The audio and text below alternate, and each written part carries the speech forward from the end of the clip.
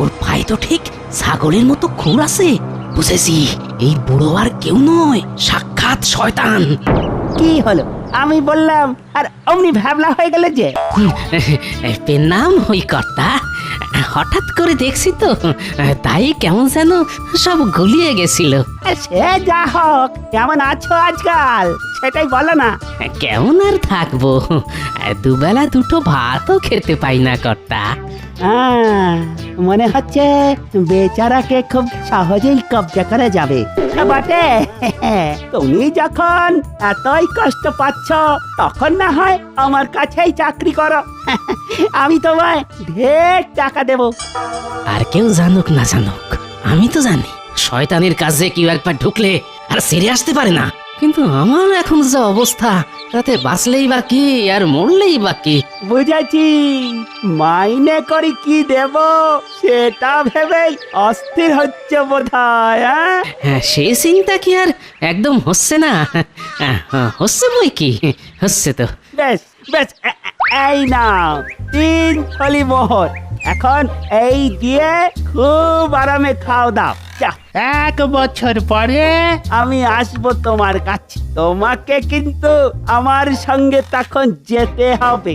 সে না হয় যাব, তবে আমার এখন যেতে আজ্ঞা দেন। কদিন আমার বউ ছেলে না হয় খেয়ে বাসুক।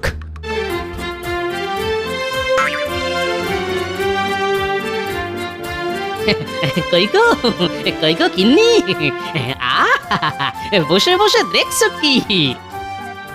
এসো এসো, থলিগুলো ধরবে তো নাকি? উমা, থলি ভর্তি বাজার, মাছ মিষ্টি আর কত কি। বলি এসব তুই পেলে কোথায় গো? কি আবার মোহর দিলাম আর কিনে আনলাম। হ্যাঁ, মোহর? বলি চুরি করলে না ডাকাতি? এত মোহর তুমি পেলে কোথায়? নতুন কাজ পেয়েছি গো গিন্নি, নতুন কাজ। তার আগাম মাইনে দিয়েই তো এইসব হচ্ছে গো। কি এমন কাজ গো যে কাজ না করতেই মাইনে দিয়ে দিল? না না, তেমন কিছু নয়, মানে ওই শয়তানের আখড়ায় কাজ পেয়েছি গো গিন্নি। বলো কি গো? হ্যাঁ, এমন কাজ যেন 70-এরও না জোটে, শেষে কিনা তুমি এই কাজ জোটালে। বলে তুমি কি পাগল হয়ে গেলে? ওই কাজ করে কেউ জ্যান্ত ফেরে? সে যা হবে পরে দেখা যাবে। হাতে এখন ঢের সময় আছে। 1 বছর পরে যা হবার হবে। এখন কদিন হেসে খেলে থাকো দেখি। ও, আমরা থাকবো আর তুমি থাকবে না বুঝি? আমার আর কি, বাড়িঘরটা একটু বাগিয়ে ফেলতে পারলে আমি আবার সেই হাঁপড় টানবো।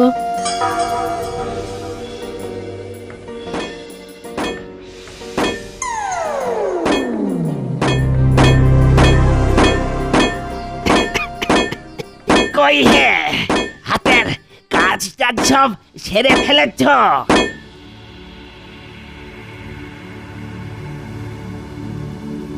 ওমা, এই যে শয়তান সময় হতেই ঠিক এসে গেছে।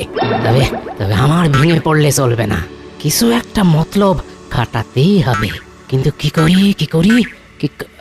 হ্যাঁ, পেয়েছি ভগবানের দেওয়া সেই বর। এখন